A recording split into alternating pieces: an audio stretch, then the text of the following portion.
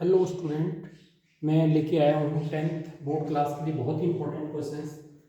और ये प्रश्न है कि स्क्वायर रूट 3 वर्गमूल 3 का एक अपरिमेय संख्या है, सिद्ध कीजिए। इस तरह के प्रश्न आता है।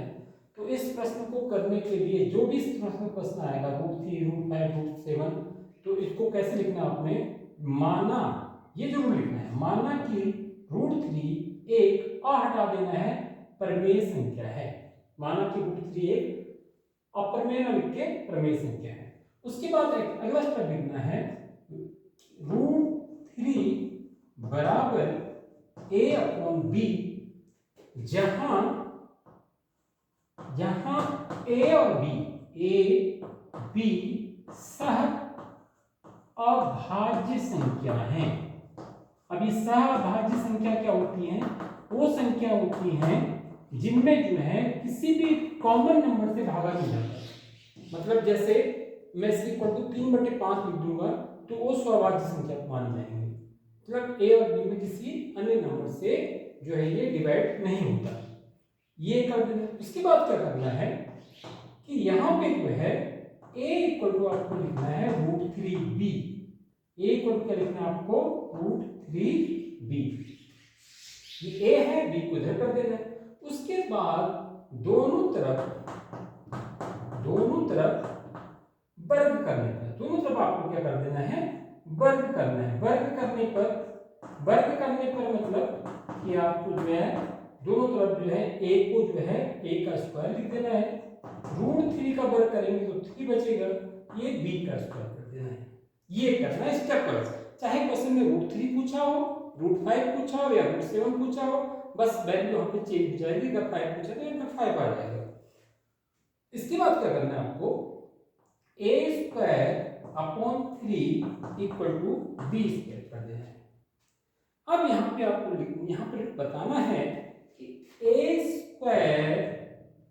3 से विभाजित होता है, मतलब उसमें 3 का भागा चला जाता है। a² 3 से विभाजित, क्योंकि a² 3 करके b² है ना, तो a² 3 से विभाजित होता है। तो अगर किसी का स्क्वायर जो है किसी नंबर से विभाजित होता है तो a भी जो है a भी 3 से विभाजित होगा। a भी 3 से विभाजित होगा। अगर सपोज जो है इस क्वेश्चन में 3 की जगह √3 की जगह √5 लिखा हुआ है तो यहाँ पे 5 आ जाएगा। बस लैंग्वेज एक a² 5 से विभाजित होता है तो a भी 5 से विभाजित होगा। क्वेश्चन चाहे किसी भी तरह का आए, बस प्रश्न ये आए कि सिद्ध कीजिए कि ये एक अपरिमेय संख्या है। ये आपको समझ में आ गया। उसके बाद आपको क्या करना है कि a² 3 से विभाजित होता है तो a भी 3 से विभाजित होता है। जब a 3 से विभाजित होता है तो a/3 = एक नंबर ब्लड कर दीजिए c। इस तरह से a को 3 से डिवाइड कर दीजिए और इक्वल टू c लिख दीजिए। और यहाँ पे देखिए आप क्या होगा, a इक्वल टू क्या बन जाएगा? 3c। और जो ये क्वेश्चन यहाँ पे हमने बनाया था, यहाँ से a की ये वैल्यू इसमें रख दीजिए, a का मान रख दीजिए, सीधे रख दीजिए a का मान, कहीं कंफ्यूज मत कीजिए। √3b लिख दीजिए, a मत लिखिए, उसकी जगह उसकी वैल्यू को लिख दीजिए। इधर 3c जो है उसी तरह से लिख दीजिए। अब अगेन जैसे आपने दोनों तरफ वर्ग करने पर किया था वही फिर दोबारा से करना है। दोनों तरफ वर्ग करने पर दोनों तरफ आप जो है टेकिंग स्क्वायर बोथ साइड।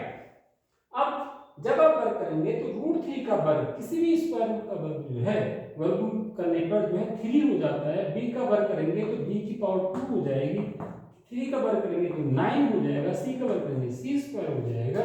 और अगले स्टेप में इस 9 को इसके नीचे ले आइए, 3b² / 9, ये हो जाएगा कैंसिल होके इस इधर आ जाएगा c², ये 3 से ये कैंसिल हो जाएगा, b² / 3 = c²।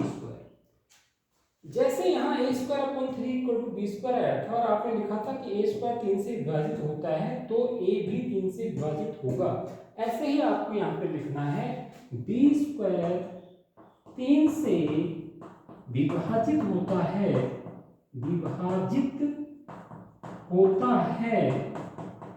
ठीक है, तो b भी 3 से विभाजित होगा।